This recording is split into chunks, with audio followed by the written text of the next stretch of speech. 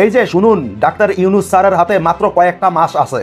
যদিও এত অল্প সময়ে এত কিছু করা পসিবল না, তবুও আমার জ্ঞান থেকে এই অল্প কিছু সময়ে ডাক্তার ইউনূস স্যারের জন্য একটা মাস্টার মাইন্ড তৈরি করেছি, যাতে এত অল্প সময়ে দেশের উন্নতি হয়। সেই ধরনের মাস্টার মাইন্ড আমার। তাহলে চলে যাই আমার নতুন মাস্টার মাইন্ডে। দেশ উন্নতি করার জন্য প্রতিটা ডিপার্টমেন্ট স্টোরে ওপেনলি মদ এবং বিয়ার বিক্রি করতে হবে। কক্সবাজার সমুদ্র বন্দরকে আরো সুন্দর এবং উন্নত করতে হবে, এবং এই দিকটা লক্ষ্য করে যতগুলো পর্যটক কেন্দ্র আছে সবগুলোর টুরিস্ট নিরাপত্তা অনেক বেশি দিতে হবে। দেশে শুধু পতিতালয় নয়, প্রত্যেকটা পর্যটক এরিয়াতে মেয়েরা খদ্দের খুঁজবে, এবং খদ্দের খোঁজার জন্য সিরিয়ালে মেয়েরা দাঁড়িয়ে থাকবে, আর মেয়েদের সেই খদ্দের হবে শুধুমাত্র টুরিস্ট। আমি জানি এই কথাগুলো শুনে কিছু উগ্রবাদী মুসলিম উল্টাপাল্টা মন্তব্য করবে, কিন্তু উল্টাপাল্টা মন্তব্য করার আগে আমার লজিকগুলো পুরোপুরি শুনুন। আমাদের দেশ মুসলিম কান্ট্রি, বাট আরব কান্ট্রি না। আরব কান্ট্রি মানে সেখানে আরো ভালো কাজ হবে মুসলিম কান্ট্রির চাইতে, তাই না? উদাহরণস্বরূপ দুইটা দেশ দিয়ে দেখাবো, যেমন মদ, বিয়ার, নারী দুবাইতে এবং বাহরাইনে ওপেনলি পাওয়া যায়, আর এজন্য এই দুবাই, বাহরাইন আমাদের চাইতে অনেক বেশি উন্নত করতে পেরেছে, অথচ তাদের দেশের নামের আগে আরব কান্ট্রি। আরেকটা জিনিস দেখাচ্ছি উদাহরণস্বরূপ, সৌদি আরবের দুই মেয়ে কি বলে শুনুন। এই যে দেখুন, দূর থেকে মেয়েটা আসছে, সৌদি আরবের শেখের মেয়ে। তাদের সিকিউরিটি সিস্টেম, সিকিউরিটি লোকও আছে, দুজনেই শেখের মেয়ে, এবং তাদের সামনে পেছনে দুজন সিকিউরিটি লোক আছে। You from Saudi Arabia? Are you Arabic? Yes. What part of Saudi Arabia are you from? Jeddah. Jeddah. কি দেখে অবাক হয়েছেন? অবাক হওয়ার কিচ্ছু নেই। আমি কখনো বাংলাদেশেও দেখিনি এরকম পোশাক পরে এরকম ওপেনলি মেয়েরা ঘোরাঘুরি করতে। আপনারা কি দেখেছেন? Please tell me. আপনাদেরকে আর একটু বুঝিয়ে বলছি।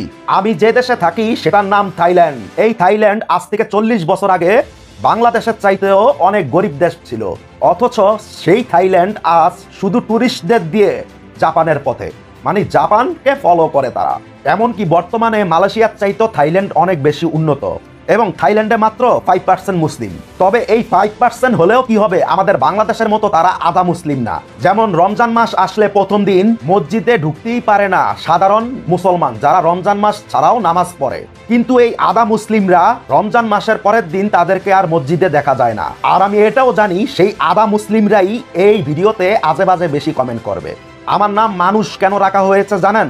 আমার মধ্যে হুশ আছে, এজন্য আমার নাম রাখা হয়েছে মানুষ। কিন্তু মানুষ হয়েও যার হুশ থাকবে না সে খারাপ কাজ করবে, প্রবলেম কি? আর যে ভাববে আমি মুসলমান, আমার মধ্যে হুশ আছে, সে ভালো কাজ করবে এবং সে বেহেশতে যাবে।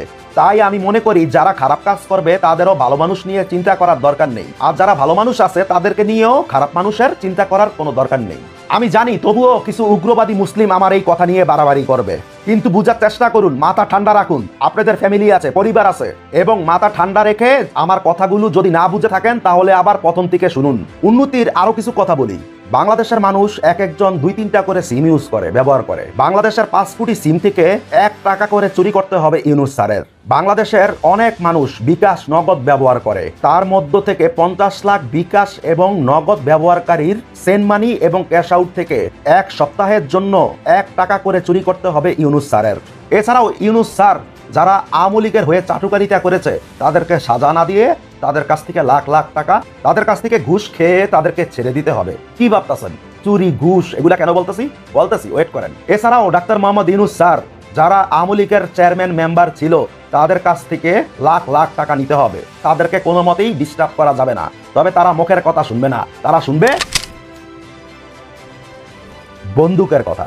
কি ভাবছেন ভাই ব্রাদার? ডাক্তার মোহাম্মদ ইউনূস স্যারকে আমি চুরি, ঘুষ, দালালি এগুলা কেন করতে বলছি? হ্যাঁ, এগুলাই প্রভাবটা আসবে যখন এই কাজগুলা স্যার করবে। স্যার যখন এই কাজগুলা করবে তখন এই প্রভাবগুলা আওয়ামী লীগের চাটুকাররা বা বিএনপির কিছু স্বৈরাচাররা এই প্রভাবগুলা স্যারকে দিবে। তাই অগ্রিম জানিয়ে দিলাম, আমরা আছি, আমরাই বলে দিলাম স্যারকে। এবার আসি ডাক্তার ইউনূস স্যার গত 7 মাসে কি কি নিয়ম পাল্টিয়েছে আর কি কি উন্নতির কাজ করেছে সেগুলো একটু বলি, যেগুলো এখনো কোনো নিউজ চ্যানেল বা কোনো নিউজ পোর্টাল করেনি, এমনকি যেগুলো এখন পর্যন্ত আপনারা জানেন না। তবুও আপনারা কমেন্ট করবেন আমি কি পণ্ডিত? তাহলে কিভাবে জানলাম আমি? কারণ আপনাদের ব্যঙ্গ করা কমেন্টে পণ্ডিত শব্দটাই আমাকে পণ্ডিত বানিয়েছে, এজন্যই তো আমি পণ্ডিত। কি বুঝতে পারছেন? ডাক্তার মোহাম্মদ ইউনূস স্যার কি কি পরিবর্তন এনেছে শুরু করা যাক। প্রথম একটা হাস্যকর ব্যাপার নিয়ে শুরু করি। ইউনূস স্যার নিয়ম করেছে এখন থেকে ভোটার আইডি কার্ডে, মানে ন্যাশনাল আইডি কার্ডে যদি কারো বউ 2-3টা বা তার অধিক থাকে, 4টা থাকে, তাদের নাম উল্লেখ করতে হবে বাধ্যতামূলক।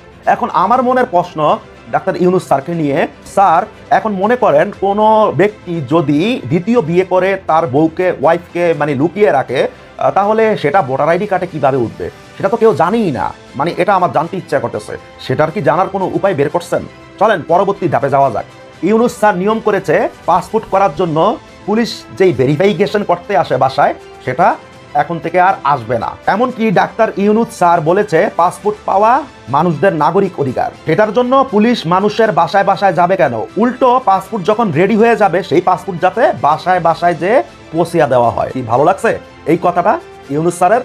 এখন যেটা বলবো ডাক্তার মোহাম্মদ ইউনূস স্যারকে নিয়ে, সেটা শুনলে হয়তো বা আওয়ামী লীগেরও কিছু লোক মানে পছন্দ করবেন আমার এই কথাটা। আপনারা জানেন যে মায়ানমার থেকে আসা 8 লাখ রোহিঙ্গা বাংলাদেশে বসবাস করে। কিছুদিন আগে ইউনূস স্যারের সাথে বিশটেকের একটি বৈঠক বসে, আর সেই বিশটেকের অনুষ্ঠানে ডাক্তার মোহাম্মদ ইউনূস স্যার এর সাইডলাইনে মায়ানমারের জাতিসংঘের অ্যান্টনিও গুতেরেস বৈঠকের পর আজকেই জানা গেল 1.5 লাখ রোহিঙ্গা মায়ানমারে ফেরত নিতে তারা ইচ্ছুক পোষণ করেছে, মানে তারা চাইতেছে। আর এবং কোরবানির এই 1.5 লাখ রোহিঙ্গা ঈদটা মায়ানমারে করবে, যেটা শেখ হাসিনা গত 10 বছরও পারে নাই। এখন যেটা শোনাবো সেটা হচ্ছে একটা পারমাণবিক বোমা। কি অবাক হয়ে যাচ্ছেন? বিশটেকের চেয়ারম্যান হচ্ছেন Yunus sir, doctor Mohammad Yunus sir. আর বিশটেক মানে কি বুঝেন? এটা একটা ইন্টারন্যাশনাল জিনিস, এটা কোনো একক দেশের নিয়ন্ত্রণে না, এটা ইন্টারন্যাশনাল একটি কি আমি বলবো নাকি আপনারা বলবেন? এবার ডাক্তার মোহাম্মদ ইউনূস উন্নতির যেটা করেছে সেটা অনেক নিউজ চ্যানেলও করেছে এবং আপনারাও জানেন, তবুও আমি একবার একটু বলে দিই। আপনারা জানেন যে ভারত সরকার আমাদের ভিসা বন্ধ করে দিয়েছে চিকিৎসার জন্য, কিন্তু তার একটা ভিসাইট ইউনূস স্যার বের করেছে, সেটা হচ্ছে কি China. Doctor Mohammad Yunus sir China টমিংয়ে 4টা হসপিটাল বরাদ্দ করেছে শুধুমাত্র বাঙালিদের জন্য। আর কি ভাবতেছেন চায়না অনেক দূরে? না, চায়না অনেক বড় দেশ, সেটা ঠিক আছে। আপনি যদি চায়নার অপর প্রান্তে যান তাহলে সেটা অনেক দূরে, কিন্তু চায়না টমিং সেটা বাংলাদেশ থেকে মাত্র আধা ঘন্টা লাগে। আর ভারতের কলকাতায় যেতেও আধা ঘন্টা লাগে, যদিও কলকাতায় কেউই চিকিৎসার জন্য যায় না, যায় হচ্ছে ইন্ডিয়ার ভেলোরে, এবং ইন্ডিয়ার ভেলোরে যেতে মিনিমাম 5 ঘন্টা লাগে এবং মাঝখানে 2টা ট্রানজিট থাকে মিনিমাম। তো একজন রুগী কতটুকু হয়রানির শিকার হয় বুঝতেই পারতেছেন। সেক্ষেত্রে কি টমিং ভালো না? এবার যেটা শোনাবো সেটা আরো খুশির নিউজ ইউনূস স্যারকে নিয়ে। আপনারা জানেন আগে সৌদি আরবের বিমানের টিকিট ছিল প্রায় 1.5 লাখ টাকার কাছাকাছি, আর সেটা এখন নেমে এসেছে 40 হতে 45 হাজার টাকার মধ্যে। এটাও ডাক্তার মোহাম্মদ ইউনূস স্যার করেছেন। আর হ্যাঁ, এখন যেটা শোনাবো সেটা শুনেন। এবার ঈদে যেটা ঘটেছে সেটা কল্পনাবিহীন। যেমন rail station, launch terminal, bus stand, কোনো জায়গায় জাম দেখা যায়নি। কেন দেখা যায়নি? কারণ অনলাইনে টিকেটের জন্য ইউনূস স্যার এতটাই সুবিধা করে দিয়েছে মানুষের জন্য, তারা ঘরে বসেই আরামসে এসির বাতাস খেতে খেতে টিকিট কেটেছে আরামে। এটা কি জনগণের জন্য ভালো হয় নাই? এবার সব শেষ ইউনূস স্যারের টার্গেট ইন্টারনেট খরচ কমানো। ইউনূস স্যার নিজে এটা নিউজের মাধ্যমে জানিয়েছে। আপনারা তো গুগলের নিউজ দেখেন না, আমরা আবার ইংলিশ নিউজ, বাংলা নিউজ সব নিউজই দেখি। ইন্টারনেটের বিল দ্রুত কমানো হবে। তবে ইউনূস স্যারের কাছে আমার একটা আবদার আছে, সেটা একটু জানাতে চাই, সেটা আপনাদেরও আবদার থাকতে পারে। ইউনূস স্যার, যাদের ডিজিটাল বিদ্যুৎ মিটার, যারা মধ্যবর্তী ফ্যামিলি আছে তারা খুব কষ্টে আছে। স্যার, এটা কেমন নিয়ম?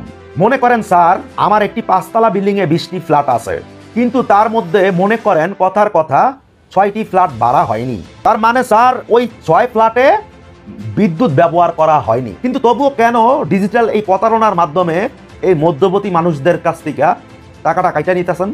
হ্যাঁ, তখন তো তারা মিটার ইউজ করে না, ব্যবহার করে না স্যার। এছাড়াও স্যার মিটার নিয়ে আমার আরো অবজেকশন আছে। যাদের 4 কিলোমিটার তাদেরকে পুরো মূলাটা ঢুকিয়ে দেন, যাদের 2 কিলোমিটার তাদেরকে 4 ভাগের 1 ভাগ মূলা ঢুকিয়ে দেন। কেন স্যার? এমনকি প্রতিটা মিটারে প্রতিবার টাকা ঢুকানোর জন্য একটা চার্জ কেটে নেয়। আবার যেই দোকান থেকে টাকাটা রিচার্জ করে সেখানে আবার 10 টাকা কেটে নেয়। আবার প্রতি মাসের 1 তারিখে বড় অঙ্কের একটা চার্জ কেটে নেয়। মিটারের চার্জ কাটাটা অন্যায় না, কারণ যদি চার্জ না কাটেন তাহলে বিদ্যুতের সেবায় যেসব লোকেরা আছে সব লোকেরা কাজ করে, তাদের বেতনটা আসবে কোথা থেকে? অবশ্যই চার্জ কাটবেন। কিন্তু স্যার মনে করেন পুরো বাংলাদেশে 50 লক্ষ মিটার আছে, কথার কথা মানে ডিজিটাল মিটার, ডিজিটাল প্রতারণা। এখন 50 লাখ মিটারের জন্য কি 50 লাখ মানুষ দরকার হয়? 50 লাখ মিটারের জন্য 500 মানুষ হলেই এনাফ আমার দৃষ্টিভঙ্গিতে। আপনারা কি বলেন? এখন যদি মিটার থেকে 1 টাকা করে কেটে নেন, তাহলে যোগ বিয়োগ পূরণ দিয়ে দেখেন 50 লাখ মিটার বাবদ 1 টাকা করে কত টাকা উঠে। তাহলে কেন স্যার মানুষকে এভাবে হয়রানি করছেন? এত টাকা মিটার থেকে কেটে স্যার এত নিয়ম চেঞ্জ করেছেন, এই নিয়মটা চেঞ্জ করুন প্লিজ। এমনকি পুলিশের ড্রেস নিয়েও অনেক হাসাহাসি হয়েছে। সো আপনার সব নিয়মই ভালো লেগেছে, এই নিয়মটাও একটু চেঞ্জ করে দেন। এবার ফিলিস্তিনি এবং রাজনীতি মিক্স করে কিছু কথা বলবো, যেগুলো শুনলে আপনাদের চোখ কপালে উঠে যাবে, কপালে। বলতে পারেন এটাও একটা মাস্টার মাইন্ড। প্রশ্ন, এখন রাজনীতির সাথে ফিলিস্তিনির কি সম্পর্ক? এই যে আসতেছি কথায়, পাকিস্তান নিয়ে বেশি বাড়াবাড়ি করা যাবে না, আর ইউনুস স্যার বর্তমানে সেটা করছেও না। আপনারা যারা অ্যান্টি আমলিক তারা পাকিস্তানকে ভালোবাসেন পাকিস্তান মুসলিম দেশ বলে, কিন্তু আপনারা যে কত বোকা আপনারা সেটা জানেন? ফিলিস্তিনি মুসলিম হত্যা হয়েছে ইসরায়েলের হাতে মাত্র 50,000। কি ব্যাপারটা মাত্র মনে হচ্ছে? এখন যেটা শোনাবো না, সেটা শোনালে মাত্র চাইতে মাত্র হয়ে যাবে। আর পাকিস্তান কোন কোন দেশ কত দেশের মুসলিম হত্যা করেছে সেটা জানেন? Please tell me. আমি বলছি শুনেন, এই পাকিস্তান উদ্যানে 10,000 ফিলিস্তিনি মুসলিম হত্যা করেছে। এই পাকিস্তান বেলজিস্তানে 2 লাখ মুসলিম হত্যা করেছে। এই পাকিস্তান পিছনে আফগানিস্তানে 4 লাখ মুসলিম হত্যা করেছে। আর বাংলাদেশটা কি আমি বলবো নাকি আপনারা বলবেন কমেন্ট বক্সে? বাংলাদেশটা কি জানেন কেউ? এগুলোর খবর তো অনেকে রাখেনও না। 30 লাখ আমি বলে দিলাম। আর আমি যে তথ্যগুলো দিয়েছি যদি একটাও আপনাদের সন্দেহজনক মনে হয়, তাহলে প্লিজ আপনার মোবাইলেই একটা অপশন আছে গুগল নামে, সেই গুগলে চার্জ দিয়ে দেখেন আমার একটা কথাও মিথ্যা কিনা। পৃথিবীর মানচিত্রে এবং ইতিহাসে সবচেয়ে বেশি মুসলিম হত্যা করেছে পাকিস্তান, অথচ পাকিস্তানও একটি মুসলিম দেশ আমরা মনে করি। কিন্তু আপনারা কি জানেন যতটা না পতিতালয় ইন্ডিয়াতে আছে, তার চাইতে বেশি পতিতালয় পাকিস্তানে আছে। আমার এখানকার বলার কোনো তথ্য যদি কেউ ভুল প্রমাণিত করতে পারেন, তাহলে ভিডিওর সামনে এসে আমি নিজেকে নিজে শাস্তি দিব, আর সেটা ভিডিও ধারণ করে রাখবো, আর সেটা আপনাদেরকে দেখাবো। আর আমার কথা যদি সত্যি মনে হয়, আমার গলাটা জড়িয়ে 108 বার আমার নাম নিবেন, ইরফান।